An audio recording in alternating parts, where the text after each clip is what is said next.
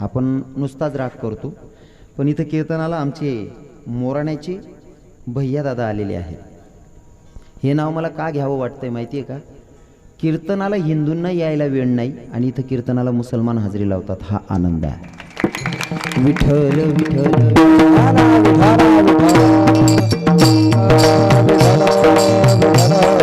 आणि ज्यांच्यावर मी नितांत प्रेम करतो आणि तेही मला तेवढं प्रेम देतात असे आमचे यूट्यूब चॅनलचे मालक विजू भैया सुद्धा उपस्थित आहेत. विजू भैया थँक्स म्हणेल. हा, यूट्यूबच्या माध्यमातून मला त्यांनी घराघरात पोचवलं आणि समाजाचाही चांगला सपोर्ट भेटतोय मला. ठीक आहे. सगळ्यांच्या अनुषंगानं, गावातील तरुणांच्या अनुषंगानं, माता भगिनींच्या अनुषंगानं तुम्हा मातापित्यांचं दर्शन घडलं. सगळ्यांचा परिचय झालेला आहे, जे माझ्यापेक्षा ज्ञानामानाने गुणाने सगळ्या गोष्टींमध्ये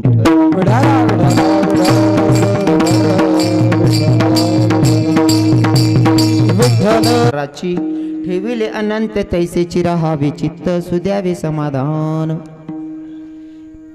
या अभंगामध्ये तुकोबाराय म्हणतात हेची थोर भक्ती. हेची म्हणजे जिथं बोलतोय तीच, जिथं बोललं जातंय ना तीच भक्ती मला आवडते. हा, पण ही भक्ती करीत असताना काय म्हणतायत? हेची थोर भक्ती आवडते देवा, संकल्पावी माया संसाराची. काही लोक देवाला दोष देत बसतात. तुकोबाराय म्हणतात ठेविले अनंत तैसेची राहावे चित्त असू द्यावे. देवाला दोष देऊन चालत नाही. आपण वारीला गेलो मागे म्हैस मेली म्हणून वारीतून फिरून यायचं? माझं बोलणं कळतंय तुम्हाला? वारीला गेलो आणि मागून जर कोणी फोन केला घरच्यांनी, भाऊने म्हणा किंवा एखादा वयस्कर बाबा, म्हणजे 50च्या पुढचे बाबाही वारीला असतात, पोरानं जर फोन केला, नानाव फिरी रे वाराय म्हैस लात माराय नाही रे, दूध नाही दौदी राहिनी, लगेच फिरी येतच आपण. हा आपला परमार्थ आहे. बरोबर आहे ना? ठेविले अनंत तैसेची राहावे आणि चित्त असू द्यावे समाधान. या परिस्थितीला संत जगत होते आणि म्हणून ते हक्काने सांगतायत की ह्याची थोर भक्ती आवडते देवा. मग ही भक्ती कोणची भक्ती सांगितली? भक्ती तुम्हीही करतायत माता माऊली. आजचा तुमचा हरतालिकाचा उपवास आहे ना? हरतालिकाचा उपवास आहे. आजचा हरतालिकाचा उपवास तुम्हाला कथाभाग तुम्ही वाचले असेल कथा, मी जास्त वेळ त्याच्यात घेणार नाही आहे. कारण हरतालिकाचा उपवास असा आहे हो, जेव्हा सतीआईचं लग्न ठरलेलं होतं दुसऱ्याकडे, बरोबर आहे ना? विष्णू भगवंतासोबत लग्न ठरलेलं, सतीआईच्या बापानं ठरवलं लग्न. सतीआई म्हणते की जर का याच्यासोबत लग्न होत असेल तर मी मनातच वरले महादेवाला, सतीआईनं घराचा त्याग करावा. असंच आहे ना कथा? मी वाचेल नाही बरं, अंदाजे सांग राहिलो, तुम्हाला भरोसा बरोबर सांग राहिलो का मी? हा, मग सतीआईनं तिथं व्रत केलं, पाला पाचोडा खाऊन व्रत केलं आणि शंकर भगवंताला प्रसन्न करून घेतलं. सांगितलं की मी तुम्हाला मनातल्या मनात वरले, तुमच्या सोबत लग्न करायचंय, जन्मोजन्मीसाठी मी तुम्हाला आपलं पती मानलंय. बरोबर आहे ना? आणि शंकर भगवंत पती म्हणून सतीआईला भेटले सुद्धा. भेटले की नाही? म्हणजे पार्वती मातेने जो व्रत केला त्या व्रताचं नियमाचं पालन तिनं केलं आणि त्याचा हेतू काय होता? तर योच नवरा मला पुढच्या जन्मात भेटला पाहिजे. बरोबर आहे ना? बरोबर आहे ना माया? हो, तुम्ही बोलत राहा, तुम्ही बोलसान तर मला कळेल मी बोलतोय ते तुम्हाला कळतंय. भेटाय पाहिजे म्हणून झालेलं व्रत, केलेलं व्रत म्हणजे हरतालिका. बरोबर आहे ना? हा, असं बोलत राहा. पार्वती मातेनं केलेलं व्रत हरतालिका, एवढ्यासाठी का तोच पती मला पुढच्या जन्मात भेटले पाहिजे म्हणून केलेलं व्रत म्हणजे हरतालिका. तुम्ही सगळ्या माझ्या माया बहिणींनी केलेला आहे व्रत, केलेला आहे ना? व्रत केलेलं आहे ना?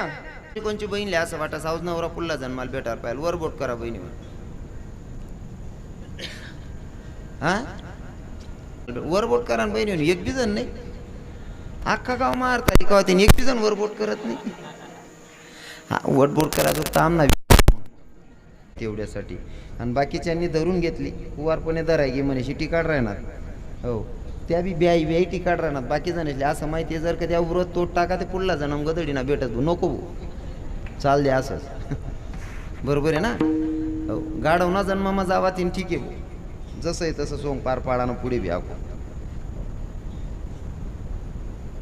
रस्त्यानं गल्लीतनं चालत असताना 100 घरांमधनं 99 घरेच मग एकच आवाज येस. बरं दादासाहेब, गलीमाई चालवणं 100 घरेच मग 99 घरेच मग एकच आवाज येस.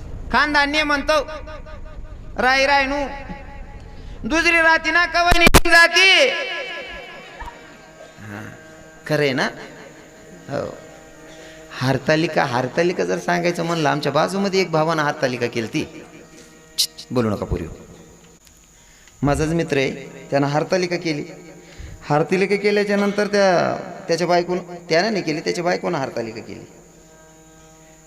त्या बायकोनं अगोदर 15 दिवस अगोदर सांगितलं म्हणे कारभारी म्हणे काय म्हणे मला हरतालिका उपास करणाशे. मग म्हणे ती नवं वस्त्र परिधान करणं पडस. मग म्हणे मला 9वी साडी लई या. म्हणे व्रत काय काम नाशे काय नाही म्हणे. हाऊस नवरा पुढला जन्माला भेटायला पाहिजे त्यांसाठी शे. याला असं वाटणं आपलाच करता व्रत धरेल शे भो, आपलाच साठी उपवास शे बुवा. आव बारी बरीन 5,000 साडी लई ना. हा आपलाच करता उपवास करायनी बाई म्हणल्यावर 5,000 रुपयांनी साडी लई ना. बाईने सकाळ मग पहाटे उठणी आंघोळ वगैरे करली ना, 9वी साडी परिधान करली नाही. मालकले म्हणे धनी उठा. तो म्हणे काय माल पाय पडले उद्या म्हणे. तो म्हणे ओ म्हणा बापरे. पायटा मा उठीन मोटरनं बटन दाब द्या, ते शेण आवरील्या, अंगण झाड टाका, नळ उन्हात नयसनं बटन दाब द्या. आणि आज पहिला दिनी म्हणे बाई पाय पडरा नाही पायटा मास असे 5,500 दर महिन्याला का लिहे ना तरी परवडीन म्हणे. हा आता बाईनं पाया वगैरे पडल्या, हातात ताट होतं हरतालिकेचं पूजेचं. बाई म्हणले मी येते फिरून. म्हणे हरकत नाही. बाई जात होती तोपर्यंत मालकले म्हणे धनी म्हणे काय म्हणे मी महादेवना मंदिरवर जाईस म्हणे. चालीन पण एक काम करा म्हणे. काय नाही म्हणे मी मंदिरवर जाय ना, तुम्ही एक काम कर जात म्हणे. काय किचन वट्टावर घाणशे तेवढं साफ करली जात नाही. तू कोट चालणी म्हणे महादेवना मंदिरवर कसांसाठी म्हणे तुमनासाठी. त्यान बारी बरी ना मंदिरं आपलाच साठी शेबवा व्रत म्हणल्यावर हो म्हणून दिलं. अजून चालत गेली बाई पुढे. ओट्यावर आली. बोट्यावर आल्याच्या नंतर बाई म्हणे काय एक काम कर जात. काय मांगला वटावर 2 टाक्याचे तेवढं काढली जात म्हणे. तो म्हणे बरं ठीक शे. आता ते वट्टा लागून ठीक होतं. बाई अंगण मा गई म्हणे कारभारी. हो म्हणा बापरे आई का गली माराया मारीन भाऊ म्हणे. म्हणे धनी म्हणे काय नाही माय म्हणे चक्कीवर दैनटी येलशे तेवढं घर लई जात म्हणे. तू कोट चालणे म्हणे महादेवना मंदिरवर कोणासाठी म्हणे तुमनासाठी. म्हणे का बरं हा उदलेंडा बैल पुल्ला जन्माला भेटायला पाहिजे त्यामा का. असं जर व्रत असेल तर ते काय कामाचं नाही. व्रत असं करायचं ना माया हो. सती आईनं केलं भगवंतासाठी. सती आईनं केलं भगवंतासाठी. सती आई सोबत सुद्धा महादेवाचं भांडण व्हायचं, पण त्या भांडणीच्या मागं काहीतरी कारण असायचं. हो आणि श्रद्धा तशी होती म्हणून काही गोष्टी आपण करतो ना, नुसतं निमित्त म्हणून नाही करायचं तर त्या अंतकरणामध्ये उतरवायचं. हो इथं तुम्ही सगळ्या स्त्रिया माझ्या माता माऊल्या आहेत. मला एवढा अधिकार नाही का मी तुम्हाला शिकवायला पाहिजे, कारण तुमच्यातलीच माझी पण माय होती नाही का, तुमच्यातलीच माझी पण बहीण आहे. पण मी सगळ्यांना सांगत असताना सांगतो नुसतं व्रत करू नका, तर त्या व्रताचं नियमाचं पालन सुद्धा करा. हो कारण आता सध्या गरज आहे आपलं पावित्र्य राखण्याची. कशाची. नुसतं व्रत करून चालत नाही. व्रताला आपण तेवढे खरे उतरतोय का ते पण बघायचं, मगच व्रत करायचा. विठ्ठल विठ्ठल.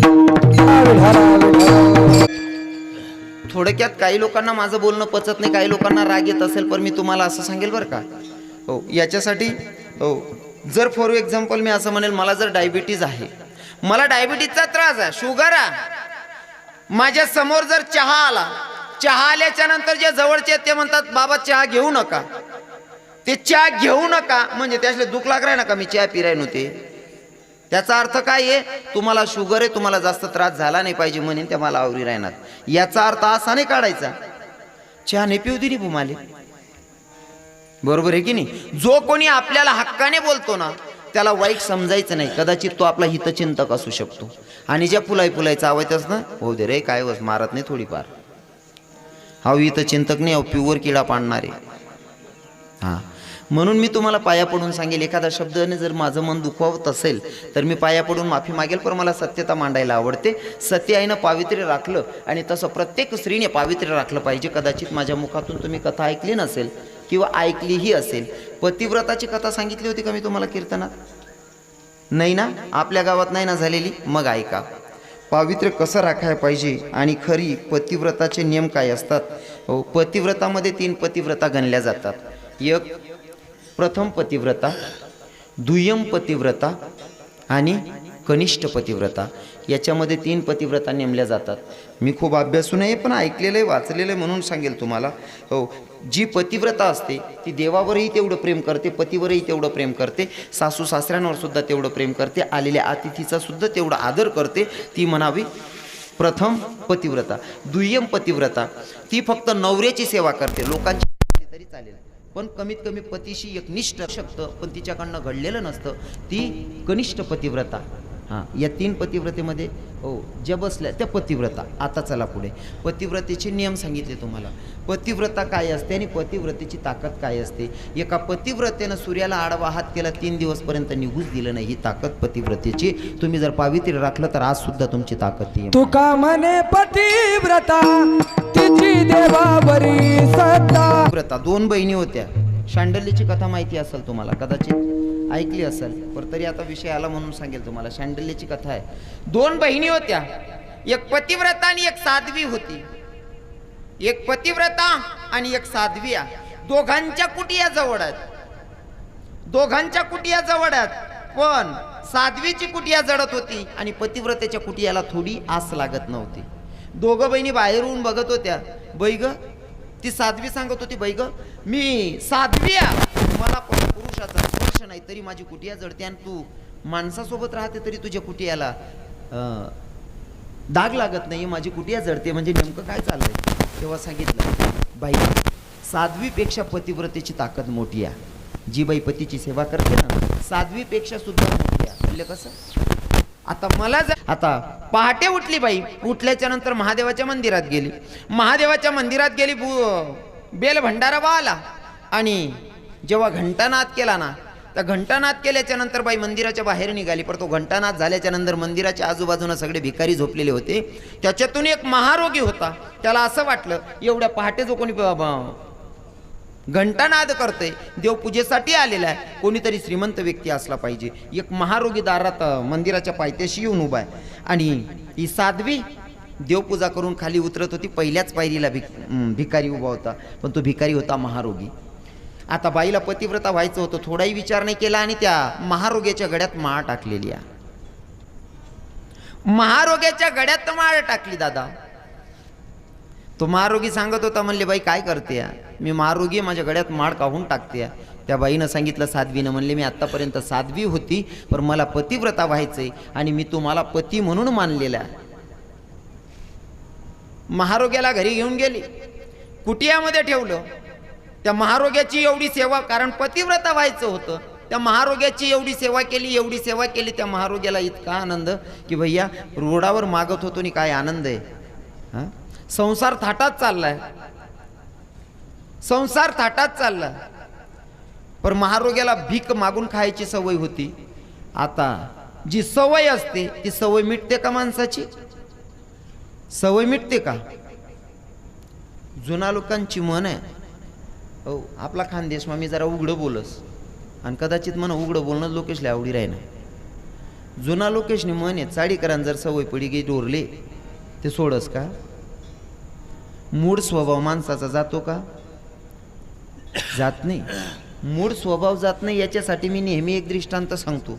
एक भिकारी होता, भिकारी, आणि भिकाऱ्याची मुलगी भीक मागत होती. ती पण भिकारीच, भिकाऱ्याची मुलगी, ती पण भिकारी भीकच मागत होती. कलेक्टर साहेबांची गाडी जात होती, मागे पीए बसलेला होता.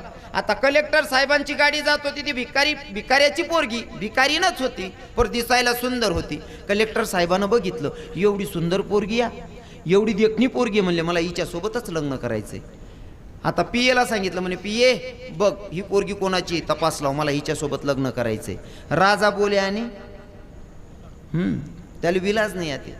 राजा बोले आणि दल आले. साहेब सांगतात म्हणल्यावर पीएला करायचंच आहे. त्या पोरीच्या मागं मागं गेल्याच्या नंतर ती पोरगी गेली. हो, झोपडपट्टीचा भाग होता. हो, ज्या घरात घुसली पडकं घर होतं. तिच्या बापाला जाऊन भेटला पीए, म्हणे दादा आमच्या कलेक्टर साहेबांचा मी पीए आहे, आणि आमच्या कलेक्टर साहेबांना तुमची मुलगी आवडली, तुमच्या पोरीसोबत आमचे कलेक्टर साहेब लग्न करायचं म्हणतात. त्यांना जीव घाबरे बिचाराना, पोरणा बापना कपसाड दिन बो कलेक्टरशे. पण मग बाईन जात ना स्वभाव रास. बाई म्हणे हा म्हणद्या, ओ माय म्हणे कलेक्टर जवाई भेट राय ना, आपले बी झाडा जुडाला दी कुठे बी म्हणे. आता बाईनं सांगितलं, माणसानं होकार दिला, पोरगी बघाय आले, सगळं लग्न वगैरे आटोपलं. लग्न आटोपल्याच्या नंतर पूर्ण भारतभर बातमी, कलेक्टर साहेबानं भिकारीन पोरबरोबर लगीन करवू. हाय बातमी काय साधी पसरस का? हाय बातमी साधी पसरस का? पेपरेस लेन त्यालेन तवच फिरी गई बातमी. हो तशा तर बातम्या फिरायला आपलं महाराष्ट्र पुढे शेवा, चांगलं लवकर फिरत नाही. हो मौत वय नाही बो गावमा, हायता ना कोपराला माहीत पडाल संध्याकाळी होई जा, पण कोण घर कडक भेट असाय लगेच माहीत पड जा.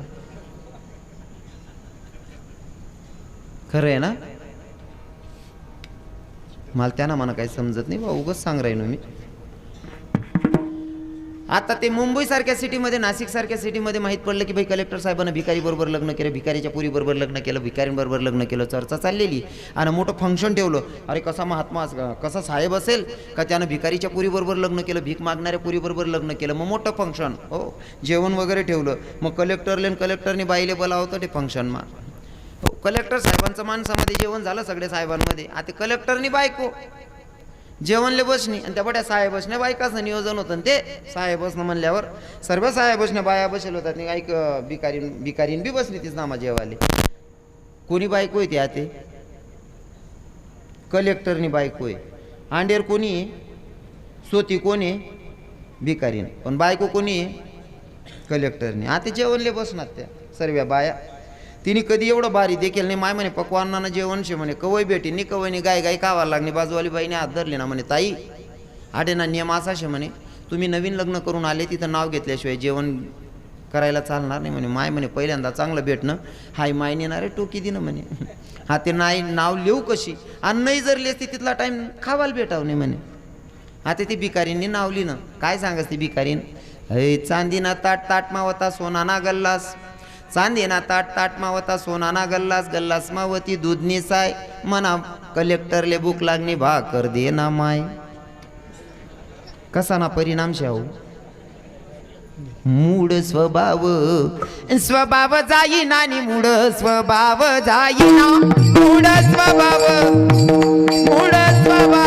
स्वभाव जाईना नि मूड स्वभाव जाईना. मूड स्वभाव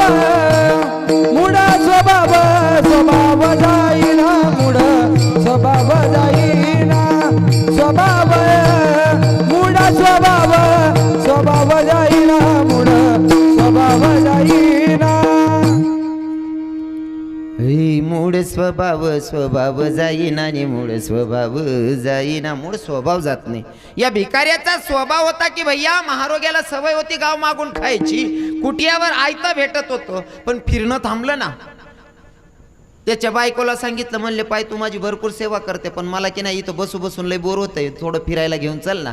बाई म्हणते काळजी करू नका. एका दिवशी बाईनं पाट वगैरे तयार केलं, टोपले तयार केले, त्याच्यामध्ये नवऱ्याला बसवलं आणि गाव फिरायला घेऊन गेली. फिरून आल्याच्या नंतर पूर्ण गाव फिरलं गेलं आणि एकच गली बाकी राहिली. त्याने सांगितलं का ग पूर्ण गाव फिरवलं पण एक गली राहिली ना.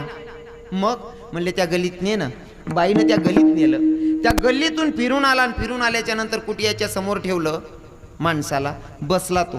त्याच्या मनात तेच विचार चालू होते. बाई म्हणते तुम्ही एवढे नर्वस आणि नाराज काहून आहात? म्हणले काय नाही ग, तू सगळं गाव फिरवलं, नंतरच्या गल्लीमध्ये मी तुला सांगितलं या गल्लीत घेऊन चल. म्हणले हो. त्या गल्लीमध्ये एक बाई बसलेली होती, तिचे केस मोकळे होती.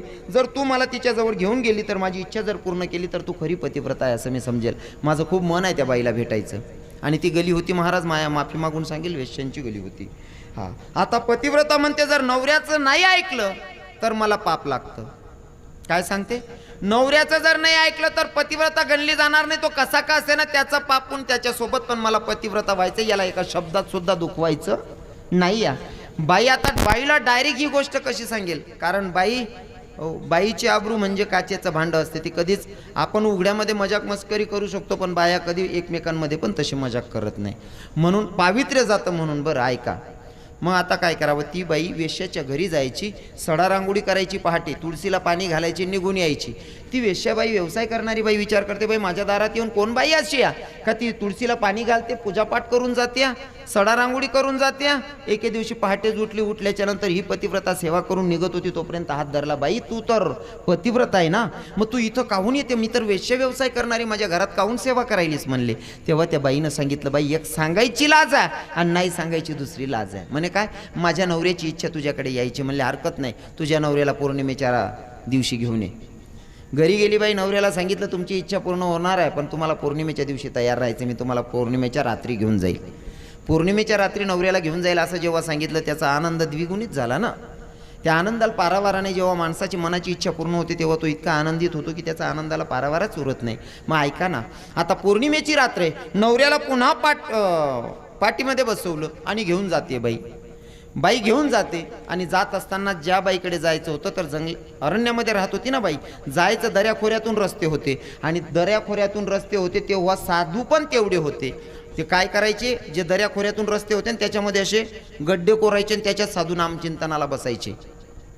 जुने बाबांनी बघितलं असेल, आता तुम्ही तिकडे हरिद्वार वगैरे जातात, तिकडे साधू लोक बसलेले असतात, रस्ता असा असतो, आजूबाजूनं पूर्णतः मोठाले हे असतात भिंतीसारखे, आणि त्याच्यामध्ये गड्डे कोरलेले असतात, तिथं साधू बसलेले असतात, काही देव ठेवलेले असतात. आता नेमका या भाऊला त्या बाईनं पतिव्रतेनं पाठीत ठेवलं, घेऊन जात होती दऱ्याखोऱ्याच्या रस्त्यातून. याच्या मनामध्ये आनंद, हा हातापाय हलवायला लागला, नाचायला लागला. नाचता नाचता बरोबर एक तपस्वी साधू बसलेले होते, त्या साधूला याच्या पायाचा स्पर्श लागला आणि त्या साधूचं तप भंग झालं. तप भंग झाल्याच्या नंतर त्या साधूने श्राप दिला, तू मला पाय लावला ना, तुझ्यामुळे माझं तप भंग झालं, माझा तुला श्राप आहे, दिवसाचं किरण निघेल आणि तू मरण पावशील. काय सांगितलं साधूनं, दिवसाचं किरण निघेल आणि तू मरण पावशील. पतिव्रतेनं पाठी खाली ठेवली, नवऱ्याला खाली ठेवलं. साधू बाबा तुम्ही असं म्हणताय, पण मी पतिव्रता, मी तरुण आहे, आणि तुम्ही माझ्या नवऱ्याला मरायला सांगतायत, मी सेवा कोणाची करणार नवरा मेल्याच्या नंतर, मला पतिव्रता व्हायचंय. बाईनं नवऱ्याची पाठी खाली ठेवली, महाराजांनी सूर्याला आडव्या हात करून ठेवला. किती दिवस, 3 दिवस आणि 3 रात्रपर्यंत सूर्यदेवाला निघू देत नाही. देवादिदेव घाबरले, काय करावं, अरे सूर्य निघत नाही, कारण ती पतिव्रता आहे, तिची ताकद मोठी आहे. ती पतिव्रता असल्यामुळे तिची ताकद मोठी आहे, सूर्य निघणार नाही, निघू देणार नाही. आणि इकडे आपला तपस्वी साधू आहे, साधूचाही शब्द खोटा ठरायला नको. मग काय केलं, रेणुका मातेला विनंती केली, बाईला बाई समजवू शकते. रेणुका माता आल्या, आणि आल्याच्या नंतर त्या पतिव्रतेला सांगितलं, बाई काळजी करू नको, तू फक्त हात खाली कर, जरी तुझा नवरा मेला तरी जिवंत करायची जबाबदारी आमची आहे. 3 दिवस आणि 3 रात्र निघाल्याच्या नंतर त्या पतिव्रतेला देवीनं विनंती केली, तेव्हा तिनं हात खालती केला, सूर्यदेवानं दर्शन दिलं, साधूचाही शब्द खोटा नाही ठरला, तिचा नवरा मरण पावला. सगळ्या देवादिदेवांनी सजीवंत मंत्र जपून त्याला जिवंत केलं. जिवंत केल्याच्या नंतर तो जय श्रीराम करून बसला. पण ही पतिव्रता नाराज होती. सगळ्या देवांनी त्या पतिव्रतेकडे बघितलं, बाई तुझं नाराज व्हायचं कारण काय, या तू नाराज काहून ना, तुझा तर पती मेला पण आम्ही जिवंत करून दिला ना, पती मग नाराज काहून होते. तेव्हा त्या पतिव्रतेनं सांगितलं, देवा माझा पती तुम्ही जिवंत करून दिला बरोबर आहे, पण पतिव्रतेचा नियम सकाळी उठल्याच्या नंतर आंघोळ स्नान झाल्याच्या नंतर पतीची सेवा, पतीचं दर्शन करणं हा पतिव्रतेचा नियम आहे. 3 दिवस आणि 3 रात्र मी आंघोळ केली नाही, पतीची सेवा केली नाही, कोणी अतिथीला जेव घातलं नाही, मग हे 3 दिवसाचं मी पतिव्रता असल्यावर हे पाप का डोक्यावर घेऊ, माझा दोष काय. या पतिव्रतेची ताकद आहे ती. काय सांगते, 3 दिवस 3 रात्रपर्यंत नवऱ्याची सेवा केली नाही, अतिथीची सेवा केली नाही, काही सत्कार्य केलं नाही, देवपूजा केली नाही, 3 दिवसपर्यंत मी बिना स्नान करता बसलेली, हे पाप मी काहून डोक्यावर घ्यायचं. तेव्हा जगाच्या मालकानं शब्द दिला पतिव्रतेला, बाई हे तुझं नसताना तुझ्यावर 3 दिवसाचं जे पाप आहे हे तुला नाही, जन्माला येणाऱ्या प्रत्येक स्त्रीला ते भोगावं लागेल. आणि ते पाप तुम्हाला माहिती आहे, 3 दिवस 3 रात्र प्रत्येक स्त्रीला, जन्माला येणाऱ्या त्या स्त्रीला भोगावंच लागतं. बरोबर आहे ना. विठ्ठल विठ्ठल विठ्ठल विठ्ठल.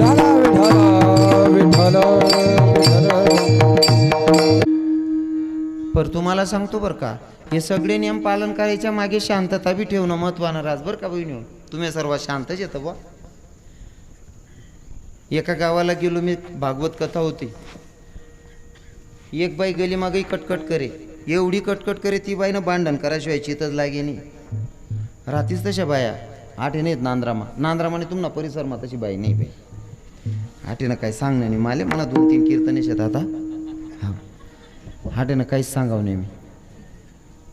आठेनं सांगेन कोण बरेल गरमा दाती घालली. आठे कवय बी लाईट चालणे जायची एखादी माईन मागितली बुक्का मारी बशी मग. एखाद्या बाईला डोकं लावायची सवय असते. एवढी डोकं उठाड बाई. त्या बाईला भांडण केल्याशिवाय चित्तच लागत नव्हतं. अजिबात चित्त लागे नाही. मग सगळ्या गल्लीतल्या बाया म्हणे ये ना रोज नशे म्हणे आई ताईना नांदे लागाना नाही आई गाया बी देन तरी सैन करल्या बहिणीवर. बड्या बाईशी ठरायली ना गलीमा कितला का कटका करेन आई ताईन तोंडे लागानं. बाहेर निघणी नाही चालू आहे ना गंध आंगळो करा पण तीन तोंडे कुणी लागेच नाही. मायो म्हणे आज कोणीच बोलत नाही लढाई होई नाही राहिली म्हणे आज. आणि लढाई व्हावं नाही मला जेवण जावं नाही म्हणे. स्वभाव असतो जवलगून दांगडो होत नाही तवलगून शांतता लागत नाही. मग काय करा ना बाईनं मंगळवार होता लढाई करतेत नाही गाया बी दिन्यात कोणी मनकडे ध्यान देत नाही. उपाध्या कराय ना कोणले बोल राय ना तरी ध्यान देत नाही. मग लढाई कराशिवाय मला चित लागाव नाही. बाईनी मस्त पिवळा पितांबर काढा पिवळा पितांबर 9वर साडी नेशिली नाही. आणि बाई जोगवा मागायला निघली म्हणे बाया म्हणे आज ते नवीनच दांगडोशी बहीण म्हणे गरमा आपली गेलीमा. पण तिशी ठरायला गेलो तर इन नांदे लागानं आता हाय बाई उनी पहिला घर गई ए जोगवालेवाले येले जोगवाला व बट्या बाईशी ठरायला होता आई काही का करे ना येना मते करा ना म्हणे आपण विरोध जावा ना. ती बाई सप्तधान्य लई उनी परा सुपडा मा लिया म्हणे ताई ऐ जोगवा मागाल मी येले मी जे मागसू तेच देव म्हणे. सांगा ना ताई काय लागायची उपाधीच करणी नाही ना माले तुला म्हणा हारलंय म्हणे. हाय म्हणे उपाधीन तोंड काय बटीशने ठरायले ना लढाई नाही करा ना इनसंगी तुला म्हणा हारलंय उनी ताटली मा.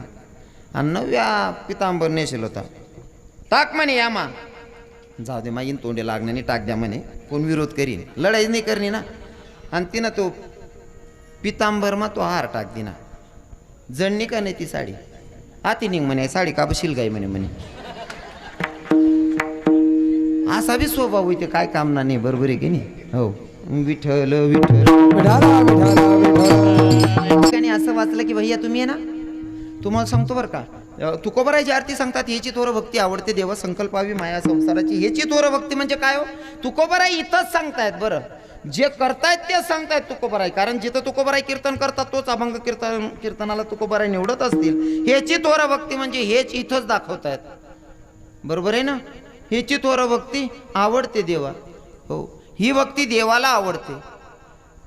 पण मी एका ठिकाणी असंही वाचले की तुम्ही जर जे काम करताय ना ते काम तुमची नोकरी असेल तुमचं शेतीतलं काम असेल किंवा कोणाच्या करे तुम्ही सालदारकी करत असतान किंवा रोजंदारीने कामाला जात असतान ते जरी नीतीनं केलं तरी सुद्धा ती भक्ती देवाला आवडते. विठ्ठल विठाला विठाला विठाला.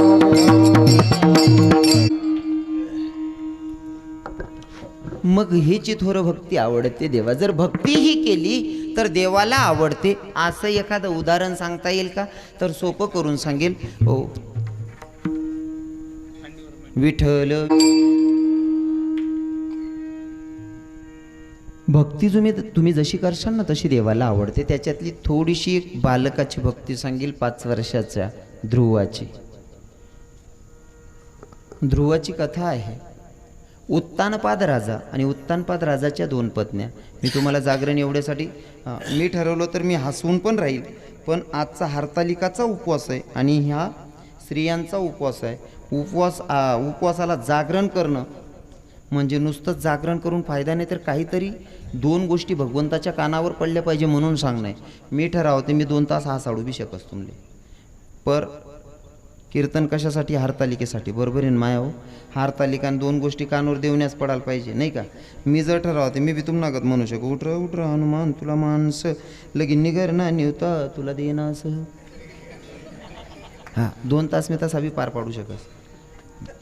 पर मला काहीतरी 2 गोष्टी भगवंताच्या तुमच्या कानावर टाकाय. हां ज्यासले इशारा देणार तर त्यासले समजी घे बा. खरं तर चांगलं कार्य करायला निघालो ना अण्णासाहेब बापूसाहेब. चांगलं कार्य करायला निघा तुम्ही तर विरोधक वाढतात. काय मत आहे तुमचं दादासाहेब. मी म्हणतो ते बरोबर आहे ना. हां चांगल्या रस्त्याला गतिरोधक आणि चांगल्या माणसाला विरोधक असतातच. जेव्हा तुम्ही प्रगतीपथावर असतात ना तेव्हा दुश्मन वाढतात माणसाचे.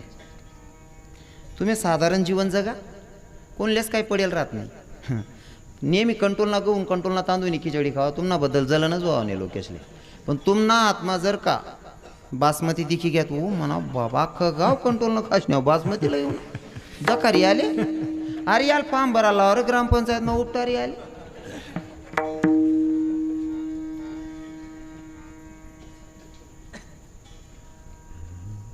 उन्नती झाली ना तर लोकांना सहन होत नाही. जेव्हा कोणाची उन्नती होते ना ते लोकांना सहन होत नाही. आणि तसं अनुभव पण घेतला मी. आता जे बोललो ना मी एका क्लिपमध्ये खूप स्तुती केली आदिवासी लोकांची. आणि खरं सांगू का, मी आमचे भैया दादा असतील, आमचे तिकड नाजिम दादा आहेत बहाडचे, हे लोक कीर्तनात येऊन बसतात ना, यांना बघून एकच वाटतं की भैया हिंदू बनूंगा ना मुसलमान बनूंगा, इंसान की औलाद है इंसान बनूंगा. आणि माझ्या वारकरी संप्रदायाचा असं आहे की तो सकळांची येते आहे अधिकार कलियुगी उद्धार हरीच्या नामे, नाही का. हो. किंवा मग संतांचे प्रमाण आहे मज या जातीचे मज भेटो कोणी. मग मज या जातीचे मज भेटो कोणी म्हणजे कोण, पाटीलले पाटील माजनले माजन, असं का. मज या जातीचे, हां वैष्णव असेल तो माझ्या जातीचा. मला बरेच लोक विचारतात फोन करू करू या यूट्यूबच्या माध्यमातून, कोणले बी नंबर भेटीचास मला फोन करीचा, महाराज तुम्ही कोणती जात नाही आताच, तुमनी जात काय आहे. जात न पूछो साधू की, पूछना है तो भाई ज्ञान पूछ लो. जात विचारून काय भेटणार आहे भैया, होऊ द्या बरं. हां लोक जात विचारतात. तुम्हाला सांगू का, वारकरी संप्रदायात जात विचारली तरी पाप लागतं असं संत सांगतात. मी थोडंसं एका ठिकाणी क्लिप बनवली, सगळे आदिवासींची आणि ठेलारी लोकांची स्तुती केली मी थोडीशी आणि सत्यता मांडण्याचा प्रयत्न केला. आणि बोलत असताना माझा एकच शब्दात तोल गेला. काय तोल पण नाही गेला तो. मी फक्त इथलंच सांग, आनंदमा जीवन जगणं होते आमना आदिवासीच पण शिका. आणि आपला सांगायला जात ना लोक भाऊ त्याच पण संध्याकाळी खातात सकाळी खावायला वेळ नाही शे तरी बी आनंदमा झोपतस. आणि आपला घरमा 5-10 पोता गहू पडेल राहतं तरी आपण विचारतो पुल्ला उरेसले आपलं कसं काय होईल. मग त्यांचं जीवन आनंदात आहे की नाही ही स्तुती करत होतो. पण कोणीतरी भडकावणार नाही, भडकावं त्यासले. आणि मला आज एक ना फोन येईल होता, म्हणे महाराज म्हणता काय रवी किरण बाबा बोल राहणार. म्हणता हो भाऊ तुम्ही असं कसं काय बोलणार, बिचारा त्यास ना काय दोष नाही, कोणी उचलणार नाही, उचली ती नव्हे त्यासले. त्या मालबड काय राहतात म्हणे का हो महाराज तुम्ही असा हलकी जात ना भारी जात ना. म्हणतो भाऊ मन हलकी जात ना भारी जात ना काहीच म्हणणं नाही रास, फक्त समाजाला पटवत असताना मला दोघं बाजूवा मांडाव्या लागतात नाही का. मग आता काही लोक बाजारमा इकायले काजू बदाम बी राहतस आणि त्यांनाच बाजूमा मासावाला बी दुकान लायल रास. बरोबर आहे की नाही. लेणं तुमलेच आहे, काय लेणं आहे म्हण दुकान आहे भाऊ, तुला जे लेणं आहे ते भेटेल. नाही म्हणे तुम्ही जातपातच का बस सांगी. असा वाजावाजी एक जणी फोन करा ना माले दादासाहेब म्हणे तुम्ही ते करमफुल इकणारच ना सांगतास. म्हणता हो भाऊ जाण्या इकान सांगतास. मग ते काय चुकीनं शे का, चुकीनं मी कवय म्हणेल शे, म्हणेलच नाही शे. पण किडा पाडाल काय नाही भेटणं का, काही बी किडा पाडतास. त्यासले म्हणतं भाऊ मला कोणती जात ना समजी राहणार तुम्ही, म्हणा देखावावर काय जाऊ नका बसून. म्हणतं तुम्ही जर ठरावं ते मला माझांना बी पोऱ्या म्हणू शकतं, तुम्ही ठरावं ते ब्राह्मणांना बी पोऱ्या म्हणू शकतं.